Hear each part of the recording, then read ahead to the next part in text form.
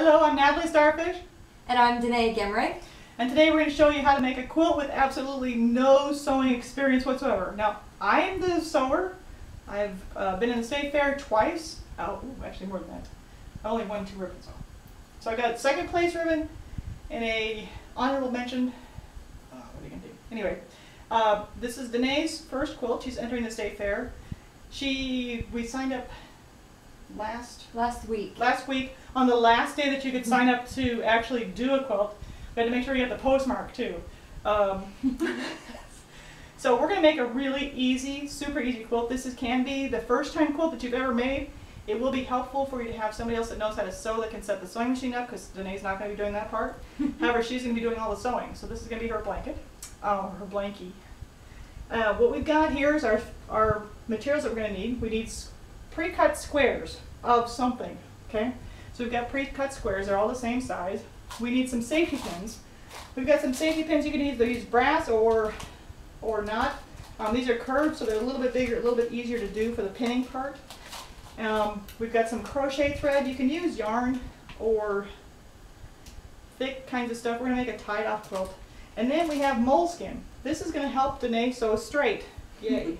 And that's key for making a quilt. So, and then we've got a big blanket. So this is the blanket that we're going to use. And this is going to be the backing. And also the batting, because you need batting. And if you've already got a blanket, well, why not have them together? So what we're going to do is we're going to make a machine piece quilt top with the squares. We're going to put it together with the blanket and we're going to tie it off.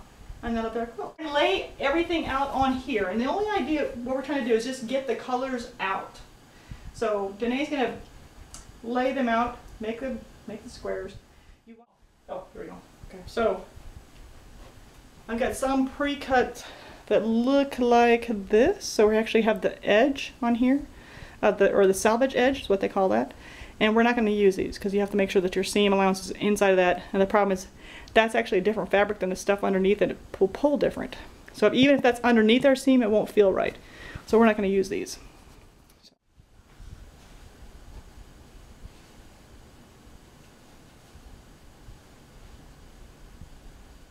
Okay, so here's what we got so far. It looks very colorful. Danae's picked some awesome, awesome colors.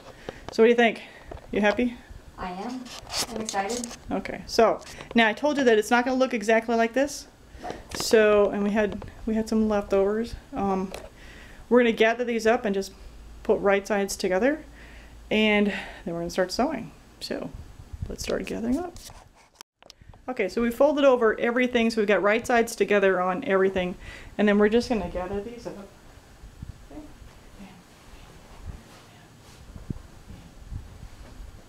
We're ready to sew now. Are you ready to sew? I am ready to sew. Let's go sew.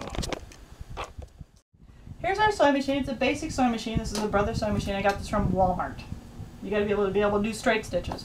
We're not going to go backwards. We're only going to go straight. We're only going to go forwards. That's it.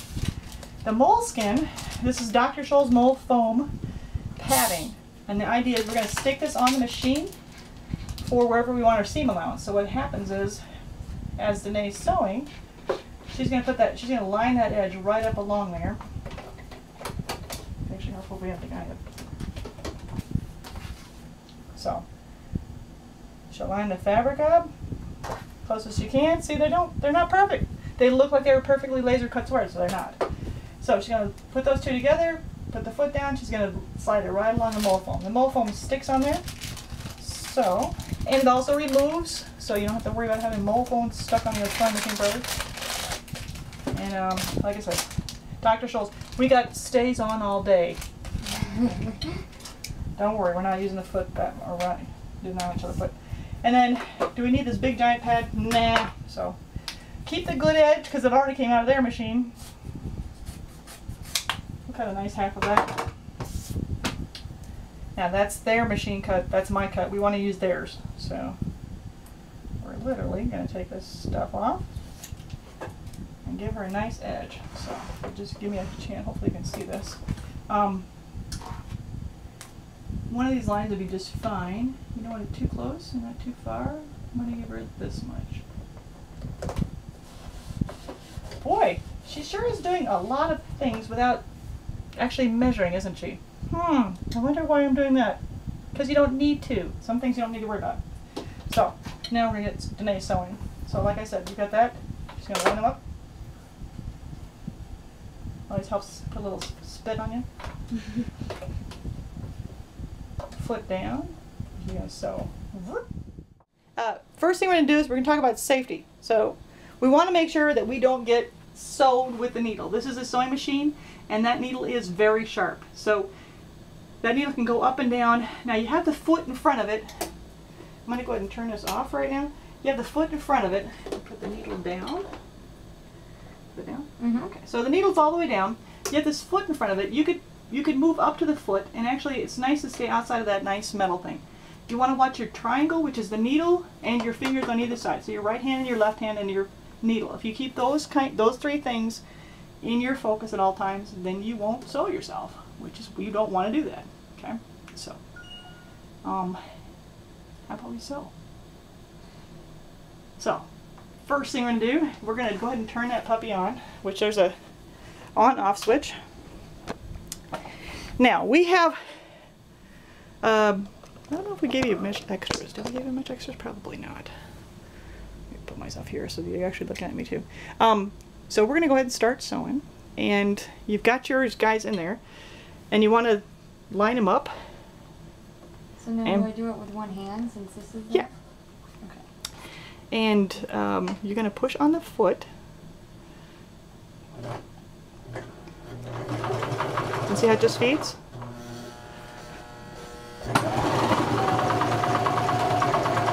Stop. Okay, now, you're not going to do anything else except for get 2 more pieces of fabric. Line them puppies up. Okay.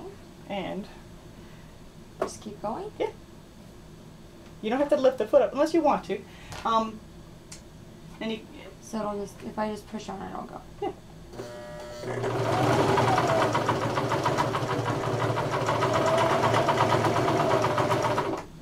Well, that's kind of easy, huh? Okay. Keep going. So as you can see, we're making a big long. Maybe you can't see. Make a look at that. You can. What about that? Okay, so we've got pieces that don't exactly fit very nicely. Don't worry about it. Go ahead and sew. Just keep going? Yep. Oh. Make sure you get your edges lined up. As much as you can.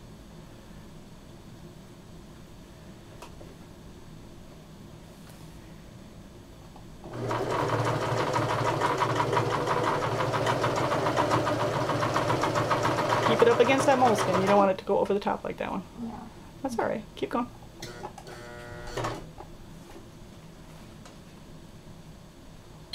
Yeah, and you only want to push that foot down when you're looking at what you're doing. Okay? Okay.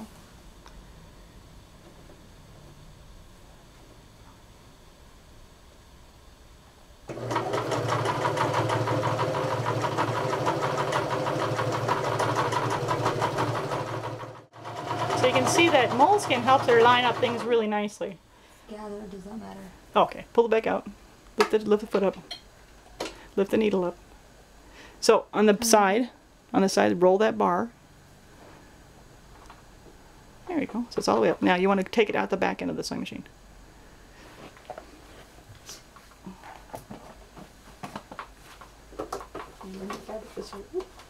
Okay, adjust the roll thing a little bit. Just a little bit. One way or the other, it doesn't matter. Well, there we go. okay. And then there's a notch thing to cut off things right here. Oh. Cool, huh? Cool. Sweet. Now, the number one thing I always keep whenever I'm sewing, and it's a trick, okay? It's the seam ripper. Seam ripper. Get back on the other side here. This is a seam ripper. Look, I don't even close the cover on my seam ripper. Hey, what does that tell you? We rip a lot of seams. Big deal. Okay. Okay, so Danae's sewing, and I've taken the squares and I've cut them apart from each other. So they were sewed together. And they had just got this big long string coming off of here. So we just sew them apart from each other. And any extra strings we'll cut those off. And literally we're gonna iron these. We're gonna iron them open. So we'll talk about that here in a second. We're gonna take these guys and we're gonna iron them flat open. And the trick is, there's really no trick, to just open the seam up. So I don't mind ironing them open because she's sewing, so the key is that she keeps sewing. And what's nice is after she's sewn at least one of these edges, she's got one of the 4 edges, so when she's done sewing all this pile of squares, she'll be 1/4 of the way through her sewing. So how's the moleskin working for you, Danae? Moleskin is awesome. Makes things nice and straight, doesn't it? Yes. As we iron these open, we can find, as soon as we got strings in between, just want to make sure that you get those, because they do mark you down for those in the state fair, so you want to watch for those seams, or those strings. Okay? Yeah. We want to get, oh, this is good, because you can see that this guy's got a big tail on him, so we don't want to actually use that side. Which is not a problem, because this side also has a big tail on him. See? Cool. See? He doesn't line up. That's great. So we want to get the most pointiest sides that we've got. And you can see this one has got the seam open this way. Okay. And this one, the seam's going the other way. So, well, that's not good. Okay, well, that's fine. Normally I would like them to go opposite. However, they're the same on this one. So what you want to do is you want to feel where that comes together, and then let the fabric fall where it may. Okay. Now, So, why do you usually want them different? Well, because they lock then. Let me show you. If you can get them where they lock.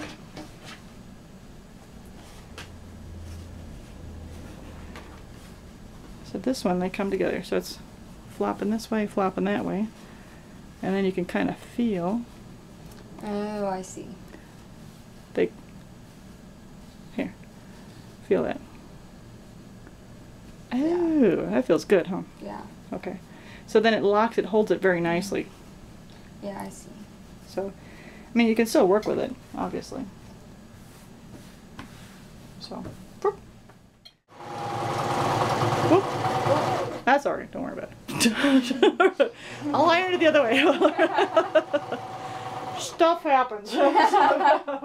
It's nice to have that floppy thing go the other way, however, you know, you want to, at the very last minute, you want to coax that underneath. See, this is why we're doing this live, so Natalie can help going, oh, wait a minute. Matter of fact, I'm going to stay over here and keep watching you sew. See if there's anything else I need to help you with. Because, see, I've been sewing since I was on my mom's lap. I don't remember not being able to sew. Wow. So I remember giving all my stuff to my grandma and saying, Grandma, sew this Grandma, sew this for me. Yeah. Grandma, sew this for me. They're not quite in the center. That's okay. This is her first quilt. It's all right. It doesn't have to be perfect. Hey, look at me. Does it have to be perfect? No. No. It doesn't have to be perfect. Does it have to be a blankie when it's done? Yes. And the wrong sides sewn together. Oh, sorry. We got the right sides and the wrong sides together. So we'll rip that seam off there. And what do we decided about ripping seams? You never put the cap back on. You never put the cap back? What? To the seam ripper. The seam ripper. Why would I never put the cap back on the seam ripper? Because you always use it. I use it all the time. And okay, so Danae's sewing. I've been ironing.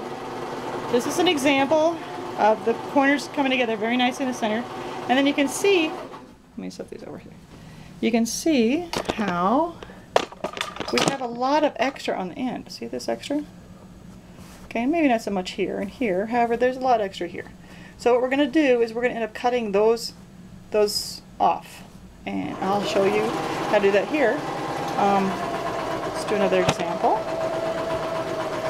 Here's another one with this here. A lot of extra here, so we're going to cut those straight. And the center is the key. We want to keep that center guy as straight as possible, so that's going to be our key. Alright, so we're going to cut these extra pieces off. And what I've got is my straight edge guy. We're going to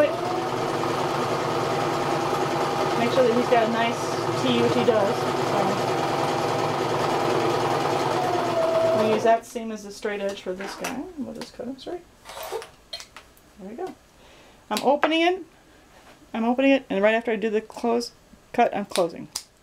This pizza cutter is very, very sharp. So we're just going to make these straight for Danae, so when she's sewing, that they'll sew nicely. There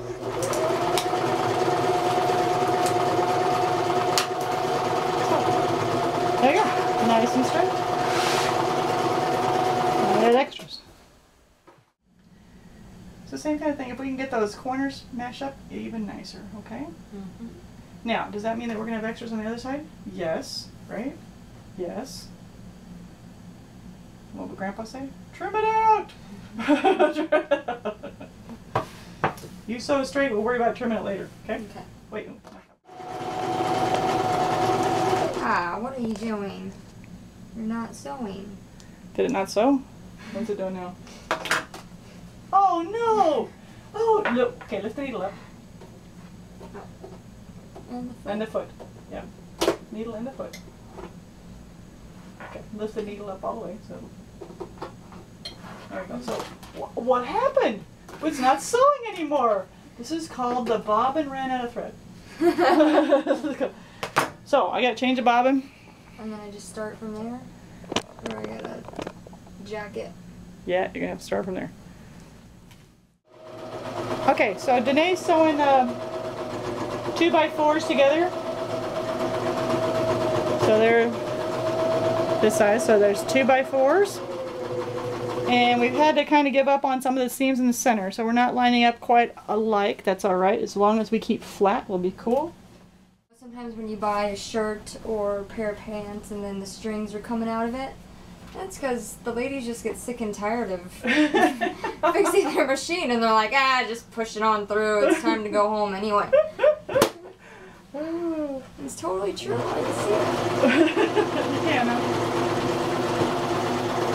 There we go. So we sewed front sides together, wrong sides together. We've got the machine kind of messing up. Okay, so we finally have a pucker. This is what a pucker looks like. See this pucker? Okay, so Danae's been sewing so straight today. She's had one pucker. I'm amazed. I'm absolutely amazed. So what we're going to do is we're just going to rip the seam out from here down. Danae, rip the seam from here down and then just resew that, okay? Yeah, I think this needs to be ripped out. Okay. Oh, the whole thing? Yeah. Oh, bummer. Okay, what did I tell you about seam ripper? We never close the seam ripper because we're always using it. We're always using it. Seems crazy to sew, then unsew, and sew, and unsew, and sew, and unsew, and it's just part of the process. So, there you go. Ha ha. So, there you go. Very punny. Pun intended. Look at that. It's like, huh. So, either we can trim the blanket underneath it, and make it smaller, or we can sew some more pieces together. I think sew some more pieces together. So here we are. We want to do some more sewing. We've got 4 hours into this, and we're going to start some more on Thursday morning. Oh boy. Nothing like last minute. We have to turn this in on Saturday morning. Or Sunday morning. Or Sunday. However, I won't be able to help Danae because I have to catch a plane on Saturday morning. So we really need to get this done. And I've got my own quilt that I'm entering this day fair too. So, yeah. So here you go. This is where we're at. And the moleskin's very much helping us with the sewing of the straight. And I am having to trim out the straightness, and you can see that, you know, not all the seams are lining up, which is perfectly fine, because on a scrap quilt it looks really cool. So that's where we're at. And with that, we're going to say goodnight tonight.